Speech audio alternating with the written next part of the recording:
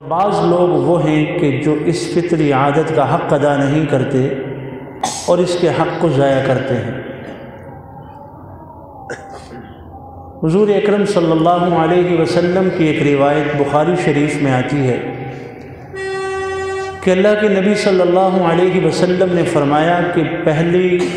امتوں کے جو نبی تھے ان انبیاء کی اچھی باتوں میں سے ایک بات یہ بھی تھی کہ گویا وہ یہ فرماتے تھے کہ اذا لم تستحی فاصنع ما شئت، جب تمہارے اندر حیا اور شرم کا عنصر باقی نہ رہے تو تم جو چاہو کرو۔ یعنی اللہ نے جو شرم و حیا کا عنصر، جو جبلت، جو عادت ایک انسان کے اندر رکھی ہے، اگر انسان اپنی اس فطرت اور اس عادت کی حفاظت کر کے اپنے آپ کو گناہوں سے محفوظ رکھے،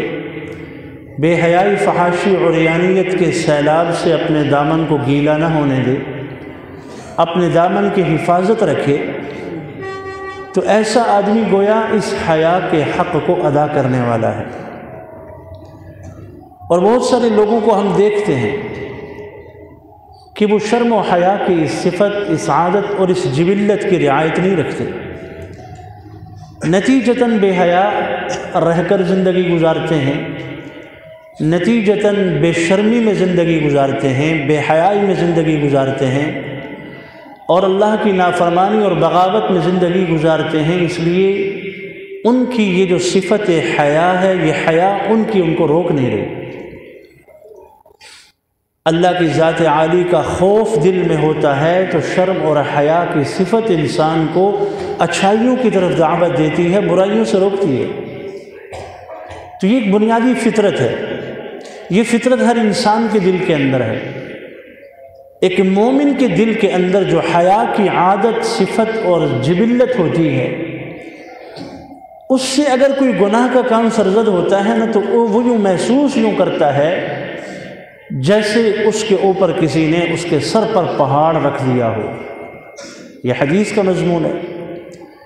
کہ مومن گناہ کرنے کے بعد اتنا نادم ہوتا ہے، اس کی آنکھوں سے ندامت کا ایک ایسا سیل رواں جاری ہوتا ہے، وہ یہ سمجھتا ہے کہ شاید میرے سر پر کسی نے ایک پہاڑ رکھ دیا کہ اب میں اپنے سر پہ اس بوجھ کو اٹھا نہیں سکتا۔ اتنی ندامت اسے ہوتی ہے۔ یہ جو ندامت ایک مومن کو ہوتی ہے، یہ اس لیے کہ اللہ نے اس مومن کے دل کے اندر شرم اور حیا کی ایک فطرت رکھی ہے۔ کافر کے اندر یہ ندامت نہیں ہوتی، وہ بے شرم ہے، وہ بے حیا ہے۔ یہی وجہ ہے کہ عالم کفر نے جو تہذیب اور ثقافت دنیا کے نقشے پہ متعارف کروائی ہے، وہ تہذیب، وہ ساری کی ساری ثقافت ننگی ہے، اس میں حیا نہیں ہے،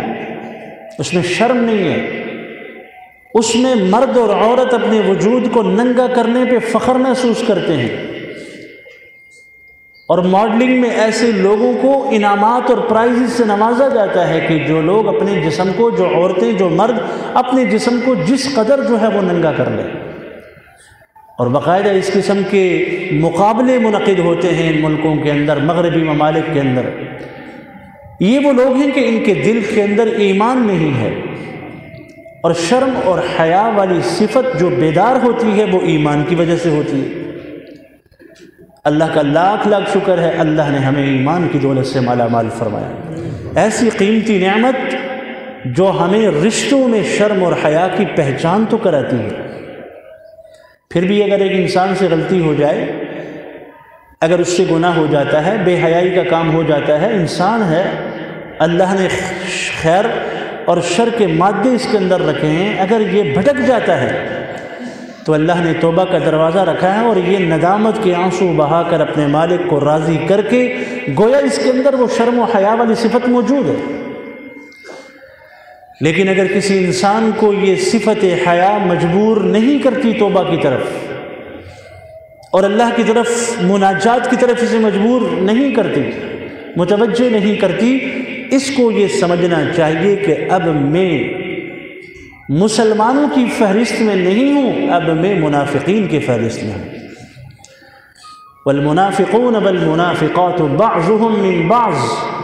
اللہ کے قرآن کہتے ہیں یہ منافق مرد اور منافق عورتیں ایک جیسے یأمرون بالمنکر وینہون عن المعروف،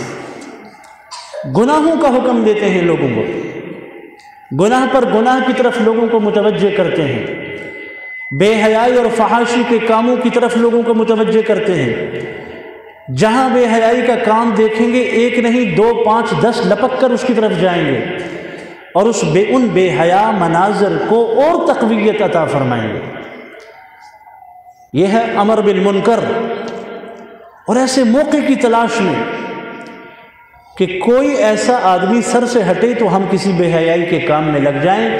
یہ مومن کی نشانی نہیں ہے۔ اللہ کا قرآن سورہ توبہ کے اندر کہہ رہا ہے یہ منافقین کی علامت ہے۔ ایمان والوں کو بھی اللہ نے متعارف کروایا، والمؤمنون والمؤمنات بعضهم اولیاء بعض،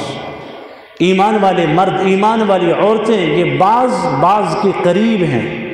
ان کی شان کیا قرآن نے بیان فرمائی، یأمرون بالمعروف وینہون عن المنکر،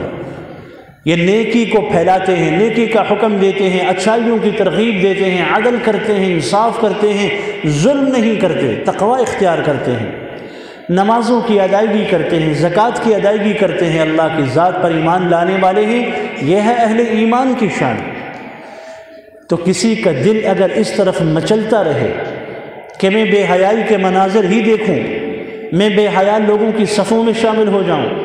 میری نظر ایسے ننگے وجود اور ننگی عورتوں پر پڑتی رہے جس سے میں اپنے نفس کو بہلاتا رہوں، اس انسان کو یہ سوچ لینا چاہیے کہ یہ ایمان والوں کی اس وقت فہرست میں نہیں ہے، یہ منافقین کی فہرست میں اپنی زندگی گزار رہا ہے۔ نتیجہ یہ نکلتا ہے کہ یہ بے حیائی، یہ فحاشی اندر سے ایمان کی قوت کو ختم کر دیتی ہے۔ اور یہ بھی حدیث کا مضمون ہے کہ حیا اور ایمان ایک چیز ہے، حیا اٹھ جائے گی تو ایمان بھی اٹھ جائے گا، اور ایمان تو قیمتی ترین دولت ہے انسان کے پاس، اللہ کی طرف سے ودیعت کردہ سب سے قیمتی ترین دولت انسان کے پاس ایمان ہے۔ اور جب حیا نہیں ہوگی، ایمان نہیں ہوگا، تو پھر اس انسان سے کوئی کیا توقع رکھے؟ یہ فطری چیز ہے، فطری یعنی فطرت اس چیز کا تقاضا کرتی ہے۔ ایک آدمی کسی کو دیکھ کر گناہ سے رک رہا ہے نا، تو یہ اس کو فطرت نے نہیں کہا، یہ تو اس کے ڈر کی وجہ سے رک رہا ہے۔ فطری تقاضا یہ ہے کوئی نہ بھی دیکھے اور اس کے اندر سے ایمان کی جو چنگاری ہے، حیا کی جو شمع ہے، اور اسی طریقے سے شرم کی جو روشنی ہے، یہ اس انسان کو اس طرف متوجہ کرے کہ یہ کام گناہ کا ہے، اس کے قریب نہیں جانا۔ اور اگر گناہ ہو جائے تو متوجہ ہو جائے اللہ کی طرف، ندامت کے آنسو بہائے، توبہ کرے، پھر بھی یہ اپنی صفت حیا پر قائم ہے۔ اللہ کے نبی صلی اللہ علیہ وسلم نبوت سے پہلے ابھی دین اسلام نہیں اترا تھا، قرآن نہیں اترا تھا، اس سے پہلے بھی پیغمبر مصطفیٰ صلی اللہ علیہ وسلم کے قلب کے اندر شرم اور حیا تھی۔ آپ کی وجود مسعود سے ایک مرتبہ پاجامہ، چھوٹے تھے بچپن، نیچے اتر گیا تو روایات میں آتا ہے اللہ کے نبی صلی اللہ علیہ وسلم شرم اور حیا کی وجہ سے بے ہوش ہو گئے، اتنی شرم تھی۔ اور پھر لوگوں نے چہرہ انور پر چھینٹے مار مار کے رسول اللہ صلی اللہ علیہ وسلم کو ہوش دلایا۔ تو یہ دین اسلام کی پہچان حیا ہے۔ پردے کا حکم اس دین کے اندر اسی لیے ہے تاکہ شرم اور حیا اس کی بقا اور یہ باقی رہے۔ حضرت شعیب علیہ السلام کی 2 بیٹیاں تھیں، حیا والی تھیں، قرآن نے ان کی حیا اور شرم والی چال کو ذکر کیا، صرف چال کو، چلتی حیا کے ساتھ ہے۔ اگر قرآن شرم اور حیا والے کی چال کو بیان کرتا ہے تو وہ آدمی کہ جس کی ساری زندگی سراپا شرم و حیا ہو، جس کا کردار حیا سے عبارت ہو، وہ اللہ کے نزدیک کتنا مقبول ہوگا۔ حضرت موسیٰ علیہ السلام مصر سے مدین کی طرف گئے۔ مدین چونکہ حضرت ابراہیم علیہ السلام کا کسی زمانے میں ان کا بھی علاقہ رہا، تو مصر سے جب مدین کی طرف گئے کچھ بھی نہیں تھا، 8 دن کا یہ سفر، کھانے کے لیے کچھ بھی نہیں۔ وہاں پہنچے تو ایک درخت کے نیچے آپ نے قیام کیا اور قریب میں ایک کنواں تھا، اور اس کنویں پہ دیکھا لوگ پانی بھر رہے ہیں، آ رہے ہیں، جا رہے ہیں، اپنے جانوروں کو پانی پلا رہے ہیں۔ دو لڑکیاں ایک کنارے پہ کھڑی ہیں، وہ اپنے جانوروں کو ہانک کر پیچھے کر رہی ہیں کہ یہ کنویں کی طرف نہ جائے۔ تو حضرت موسیٰ علیہ السلام نے ان سے پوچھا کہ آپ ایسا کیوں کر رہی ہیں؟ تو انہوں نے کہا کہ یہ مرد ہیں، ہم عورتیں ہیں، میں اپنے جانوروں کو اس لیے ادھر نہیں جانے دیتی کہ ہمارے جانور ان کے جانوروں میں کہیں مکس نہ ہو جائیں، اور پھر یہ ہے کہ اس وجہ سے ہمیں بھی مردوں میں جانا پڑ جائے گا، یا یہ ہے کہ ان کے جانور وہاں پانی، اپنے جانوروں کو وہ پانی پلا رہے ہیں تو ہم بھی اگر پانی پلانے کے لیے مردوں میں چلے جائیں تو یہ اختلاط ہے۔ ہماری شرم اور حیا اس چیز کا تقاضا نہیں کرتی کہ ہم مردوں کی محفل اور مجلس میں جائیں۔ پردے کا حکم نازل نہیں ہوا تھا اس وقت، حضرت موسیٰ علیہ السلام کی شریعت کی بات کر رہا ہوں، پردے کا حکم نہیں تھا، لیکن اس کے باوجود عورت کی فطرت میں اللہ نے شرم اور حیا کو رکھا۔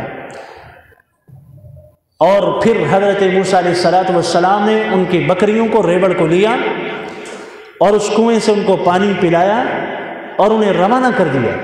وہ جو چرواہے ہوتے تھے پانی پلانے والے، وہ کرتے یہ تھے کہ کنویں سے اپنے جانوروں کو پانی پلا کر ایک بڑا بھاری بھرکم پتھر اس کنویں کے منہ پر رکھتے تھے تاکہ کوئی اور جو ہے نا یہاں سے پانی نہ پیے۔ حضرت موسیٰ نبی تھے، اللہ نے قوت اور طاقت عطا فرمائی، یوں اپنے ہاتھ سے اس پتھر کو اٹھایا، ایک طرف کیا، ان جانوروں کو پانی پلایا اور ان عورتوں کے حوالے کیا، وہ چلی گئی۔ انہوں نے جا کر اپنے گھر میں ذکر کیا حضرت شعیب سے، ان سے جا کر ذکر کیا کہ ایک نوجوان کو آج ہم نے دیکھا ہے، بڑا قوی ہے، بڑا امین اور امانت دار ہے۔ حضرت شعیب کے ہاں نرینہ اولاد تو نہیں تھی، انہوں نے کہا بلا لیں۔ حضرت موسیٰ علیہ السلام کو بلانے کے لیے ایک بیٹی کو انہوں نے بھیجا۔ قرآن نے اس کی شرم و حیا والی چال کو بیان کیا کہ فجاءتہ احداہما، ان دونوں میں سے ایک حضرت موسیٰ کے پاس آئی، تمشی علی استحیاء، اس کی جو چال تھی وہ حیا والی تھی۔ حضرات مفسرین فرماتے ہیں، حضرت عمر نے فرمایا کہ اس نے جب حضرت موسیٰ علیہ السلام سے آ کر جب خطاب کیا نا کہ آپ کو میرے والد بلا رہے ہیں، تو پردے کا حکم نہیں نازل ہوا تھا، پھر بھی اس نے اپنی آستین کو یوں اپنے منہ کے آگے کر کے حضرت موسیٰ سے کہا کہ آپ کو میرے والد بلا رہے ہیں۔ اب حضرت موسیٰ علیہ السلام کی کیفیت تو یہ تھی، کھایا کچھ نہیں، پیا کچھ نہیں، مصر سے ہجرت کر کے مدین کی طرف اس بستی میں آئے، اور انہیں تو کوئی ایسا سہارا چاہیے تھا، کوئی ملے، کچھ کھلائے پلائے۔ خیر وہ اٹھ کے چل پڑے۔ حضرت موسیٰ نے روایات میں آتا ہے کہ اس لڑکی سے کہا تم میرے پیچھے چلو، میں آگے چلتا ہوں، تم پیچھے سے رہنمائی کرنا۔ یہ تھی ان کی امانت داری۔ یہ دو وہ صفات تھیں جو اس لڑکی نے اپنے والد کے سامنے جا کر بیان کی کہ ابا جان، آپ کو ویسے بھی ایک ملازم چاہیے گھر کے کام کے لیے، تو یہ جو نوجوان ہے یہ قوی بھی ہے، یہ امین بھی ہے۔ کسی بھی آدمی کے اندر کام کرنے کی یہ دو صلاحیتیں اور صفات ہونی چاہیے۔ ہمارے یہاں تو رشوت بازاری ہے نا، میرٹ کو کوئی نہیں دیکھتا۔ قرآن کی سائد سے یہ استدلال ہمیں ملتا ہے، کسی بھی کام کا جو میرٹ ہوتا ہے وہ یا امانت ہوتی ہے یا اس کام کی صلاحیت ہے۔ حضرت موسیٰ علیہ السلام کے اندر یہ دونوں صفات موجود تھیں، اور قرآن نے ان لڑکیوں کا یہ عذر بھی بیان کر دیا کہ حضرت موسیٰ علیہ السلام نے ان سے نہیں پوچھا تھا کہ تم کیوں آئی ہو، تمہاری کوئی بھائی نہیں ہے، والد نہیں ہے۔ انہوں نے خود یہ بات کہی کہ ابونا شیخ کبیر، جس سے یہ پتہ چلتا ہے کہ عورتوں کو اپنے گھر سے باہر عام نہیں نکلنا چاہیے، ہاں کوئی عذر ہے تو تب اپنی ضرورت کے لیے نکل سکتی ہیں۔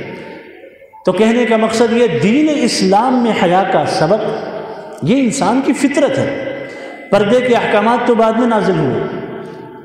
جب آنکھوں میں حیا آتی ہے، انسان کا وجود اور ایمان کی جو عمارت اس کے وجود کے اندر ہے وہ قائم اور دائم رہتی ہے، اور جب حیا کا یہ عنصر چلا جاتا ہے یہ انسان بے حیا ہو جاتا ہے، بے شرم ہو جاتا ہے، اور پھر حدیث کا مضمون یہی ہے کہ یہ پھر جو چاہے کرے، اس لیے کہ اس کی حیا اس کو روک ہی نہیں رہی۔ یہ حدیث کا مضمون ہے۔ ایک انصاری صحابی تھے، اپنے بھائی کو ڈانٹ رہے تھے،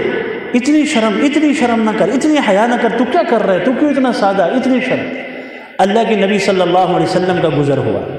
پیغمبر مصطفیٰ صلی اللہ علیہ وسلم نے ان سے یہ بات ارشاد فرمائی، دعہو، اے میرے صحابی سے چھوڑ دے، فإن الحیاء من الایمان، یہ جس شرم اور حیا کی جس صفت کا یہ مالک ہے، یہ ایمان کا حصہ ہے، تو اسے شرم اور حیا سے باز نہ رکھ۔ پیغمبر مصطفیٰ صلی اللہ علیہ وسلم نے ایک موقع پر حضرت عبداللہ ابن مسعود فرماتے ہیں، صحابہ سے فرمایا، اے میرے صحابہ اللہ سے حیا کرو۔ اب صحابہ کی جماعت مقدس جماعت تھی، اللہ کے نبی کے تربیت یافتہ لوگ تھے، انہوں نے کہا یا رسول اللہ ہم اللہ سے حیا تو کرتے ہیں۔ صحابہ نے یہ بات اس لیے کی شاید سمجھا کچھ اور ہے حیا، اور حیا کا مضمون تھا ہی کچھ اور۔ تو اللہ کے نبی صلی اللہ علیہ وسلم نے ان سے فرمایا کہ تم اللہ سے حیا کرتے ہو، لیکن حیا یہ ہے اپنے افکار، اس دماغ کو اپنے افکار اور خیالات سے پاک کر کے اللہ کی نگرانی میں چھوڑ دو، یہ ہے حیا۔ دماغ میں آنے والا ہر خیال وہ اللہ کی نگرانی میں رہے، اس پیٹ کے اندر جانے والی ہر چیز اس کی نگرانی، حلال جا رہا ہے حرام جا رہا ہے، فرمایا یہ ہے حیا۔ اور تیسری چیز یہ ارشاد فرمائی، موت کو یاد کرو اور ما بعد الموت کو یاد کرو۔ جس آدمی نے ان تین چیزوں کو مضبوطی سے تھام لیا، اس نے حیا کا حق ادا کر دیا۔ اب صحابہ کے لیے یہ بات ایک نئی تھی، ایک حیا کا نیا مفہوم اللہ کے نبی نے سمجھا دیا۔ گویا یہ حیا ایسی چیز ہے نا کہ جب دل کے اندر آتی ہے انسان کو سنوار دیتی ہے، خوبصورت بنا دیتی ہے، انسان کے چہرے پر انوار اور برکات کا نزول اس کے وجود پہ ہوتا ہے، اس کے چہرے سے، اس کے وجود سے سنجیدگی نظر آتی ہے، روحانیت چھلکتی نظر آتی ہے، اس لیے کہ اس کے پاس حیا جیسی قیمتی ترین متاع ہے۔ اور جب نہیں ہوگا تو ہم کمزور، ہماری مثال اللہ کے نبی نے ایک حدیث میں حضرت ثوبان رضی اللہ تعالی عنہ فرماتے ہیں، پیغمبر مصطفیٰ صلی اللہ علیہ وسلم نے فرمایا کہ ایک وقت ایسا آئے گا میری امت کے لوگوں کی مثال ایسی ہوگی کہ دشمن ان کو اس طریقے سے جھپٹے گا، حملہ کرے گا، جیسے بھوکے دسترخوان پر آتے ہیں، ایسے ہی یہ کافر، یہ دشمن میری امت کو اس طریقے سے نوچیں گے۔ صحابہ کہنے لگے یا رسول اللہ کیا اس وقت ہم تعداد میں کم ہوں گے؟ اللہ کے نبی نے فرمایا نہیں، تعداد میں کم نہیں ہوں گے، تعداد تو بہت زیادہ ہوگی، لیکن اس وقت میری امت کی مثال تنکوں کی طرح ہوگی، پانی کے اوپر بہنے والے تنکے جن کی اپنی کوئی قوت اور طاقت نہیں، باوجود یہ کہ وہ بہت زیادہ ہوتے ہیں لیکن پھر بھی وہ پانی کے بہاؤ کے ساتھ چلتے ہیں، وہ اپنی طاقت پہ نہیں چل سکتے۔ پانی کے اوپر تنکے پھینکیں، چلتا پانی ہو تو وہ ادھر ہی جائیں گے وہ تنکے جس طرف پانی جائے گا۔ آج مسلمانوں کی یہ حالت ہے، یہ کفر کی مثال اس وقت پانی کی طرح ہے، اہل ایمان کی مثال اس وقت تنکوں کی طرح ہے، اور مسلمان اس وقت تنکوں کی طرح ان کے ساتھ جس طرف کفر موڑتا ہے ہم اس طرف مڑتے ہیں، جس طرف ہماری جو رہنمائی وہ کرتا ہے ہم وہ، حتیٰ کہ ہماری تہذیب جو اسلام نے خوبصورت تہذیب ہمیں دی، جس تہذیب کی پہچان جو ہے نا وہ شرم اور حیا ہے، آج اس تہذیب سے بھی ہم عاری ہو چکے ہیں۔ آج اسلامی ممالک کے اندر بھی بے حیائی پروان چڑھ رہی ہے، فحاشی پروان چڑھ رہی ہے۔ عورت جس کو گھر کی دہلیز کے اندر رہنے کا حکم تھا، شرم و حیا کے حجاب کے اندر جس کو رہنے کا حکم تھا، وہ عورت آج سڑکوں پر، چوراہوں پر اپنے ننگے بدن کے ساتھ اپنے حقوق کا مطالبہ کر رہی ہے۔ یہ کیا ہے عورت آزادی مارچ کا مہینہ آ گیا، 8 مارچ، اسی مناسبت سے یہ عورتیں کیوں باہر نکلتی ہیں؟ یہ شرم اور حیا کے عنصر سے خالی ہیں۔ یہ میری ہی بہنیں ہیں، ہماری بیٹیاں ہیں، اس معاشرے اور اس قوم کی بیٹیاں اور بہنیں ہیں جنہیں یہ نہیں پتا کہ اسلام نے تمہارے کتنے حقوق بتلائے ہیں، تمہیں شرم اور حیا کے کس آنگن کے اندر رہنے کا دین نے حکم دیا، تم باہر نکل کر اپنے وجود کی نمائش کرا کر کیا پیغام دینا چاہتی ہو؟ کمبوڈیا جیسے ملک کے اندر عورتوں کے لیے ایک ایسا قانون آ رہا ہے کہ تنگ لباس پہننے پر وہاں پابندی لگ رہی ہے، لیکن ہمارے اسلامی ممالک اور ان کے سربراہان بے حیائی اور فحاشی اور عریانیت کو نعوذ باللہ اس طریقے سے پروان چڑھاتے ہیں کہ جیسے یہ کوئی نعوذ باللہ ہمارے دین کا حصہ ہے۔ اللہ کے نبی صلی اللہ علیہ وسلم کے پاس حضرت ام سلمہ تھی، حضرت میمونہ تھی، حضرت عبداللہ ابن مکتوم ایک نابینا صحابی تھے، وہ آئے رسالت مآب صلی اللہ علیہ وسلم کے پاس۔ جب آئے تو اللہ کے نبی نے اپنی ان دونوں ازواج مطہرات سے کہا پردہ کرو، احتجبا، ان سے پردہ کرو۔ تو یہ کہنے لگی یا رسول اللہ یہ تو نابینا ہیں اور آپ ہمیں کہہ رہے ہیں ان سے پردہ کرو۔ اللہ کے نبی نے فرمایا یہ تو نابینا ہے نا، تم تو نابینا نہیں ہو، تم تو ان کو دیکھ رہے ہو۔ اس حجاب کا، یہ شرم کا، یہ حیا کا درس پیغمبر مصطفیٰ صلی اللہ علیہ وسلم نے دیا۔